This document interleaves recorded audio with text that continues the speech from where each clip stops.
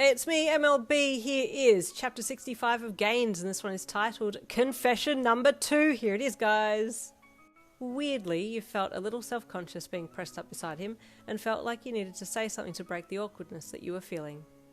I'm sorry, I'm heavy, you said softly, trying your best to get your legs to cooperate with you. You think you're heavy? Don't look down on me. I could carry you with one arm.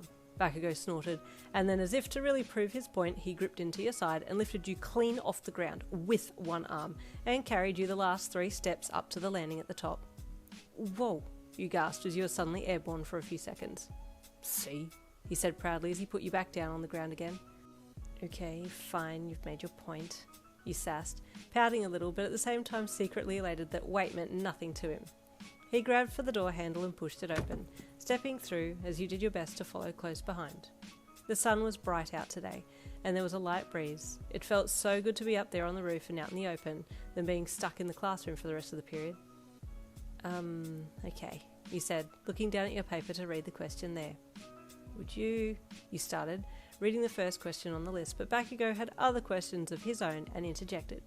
Be your boyfriend? Yeah, I would, he said smugly, and at first your brain didn't compute what he had said. Wait, what? Did you say boyfriend? You asked with surprise. Your heart rate is starting to increase. Settled then, he said, which made you panic. Wait, hang on, you want to be my boyfriend? You're being serious? You asked, stalling a little so your brain could catch up. I just said it. You need me. You don't need to change for me. I do want you to stop pretending to be weak though, because I know you're not, but I can train you. You know I know what I'm doing, he stated proudly. Well, yeah, but wait, can I talk to you for a second? You asked. He crossed his arms across his chest but stayed still, eyes on you as he waited for you to continue. Listen, you sighed. I will tell you that I'm very much attracted to you. I like you a lot, you said, and he smirked with pride. But, you added, feeling very put on the spot suddenly. It's dumb hair, isn't it? Bakugo deduced correctly. Kirishima, yes, you corrected. Look, cards on the table. I don't want to be hiding anything from the get-go. I just want to be honest and open, and I'd appreciate if you let me say what's on my mind, and then you're welcome to, speak, and we can just... You inhaled deeply, then exhaled. Just, work it out. Bakugo wasn't really the patient type, but when it came to you, he could somehow find some patience, so he grunted with a nod to allow you to say what you wanted to say. Okay, where do I start? Well, first of all, Kiri did confess his feelings to me last night. You started. Thought so. Bakugo interjected. You said I could say what I wanted to say. If you're going to interrupt, then this conversation could get heated and we could both end up getting upset, so we need to talk one at a time. You said, surprising even yourself at how calmly you were approaching what could be a super awkward and delicate topic. Fine, he grunted, keeping his mouth shut, arms jammed across his chest still. So he confessed to me and I told him that I liked him too, but I was already well aware of your feelings towards me and also my feelings towards you.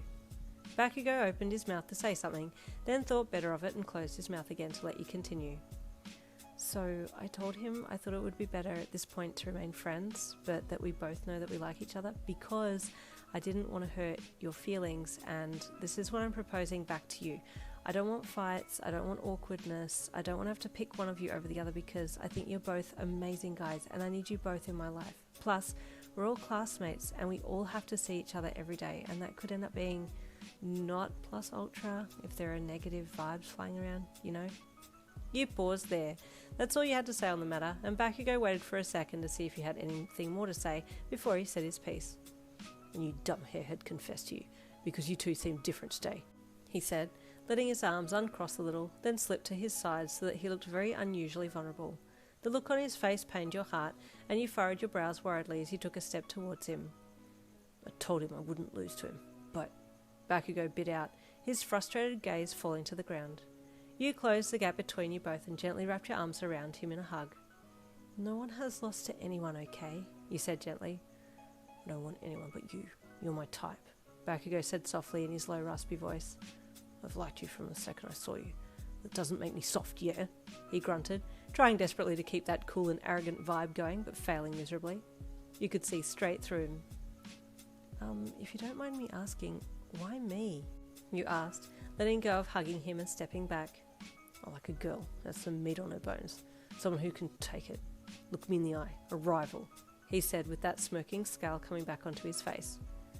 Well, I guess I'm kind of those things, but I'm also weak, insecure, not confident, you listed, intending to add many more, but he interrupted. You're none of those. You just haven't realised your potential. I'm going to make you see it. I'm going to make you reach it, he said, a fire behind his eyes igniting so quickly that it shot straight to your heart and set it alight instantly. Katsuki, you said with a loved-up look in your eye. He smirked. This is why I'm the best, he said proudly. You are, I'll give you that, you replied with a smile, and he reached out a hand and took you by the wrist to pull you into him again. You stumbled forwards and fell into him as he wrapped his arms around you. But I need to ask, are you okay with what I've proposed? Friends that like each other, but it's not official that we're dating or anything? You said into his chest, inhaling his intoxicating scent. No, he grunted. I want to hold you. Well, I guess holding is okay, but we're going to have to work out a lot of things, you said with a small sigh, still buried face first into his chest. Well, this has taken a twisty. We'll see what happens in chapter 66. I can feel all my polys thriving. I'm trying to make something for everybody here. It's going to be a delicate procedure, but we'll see how it goes. I'll see you for tomorrow's chapter.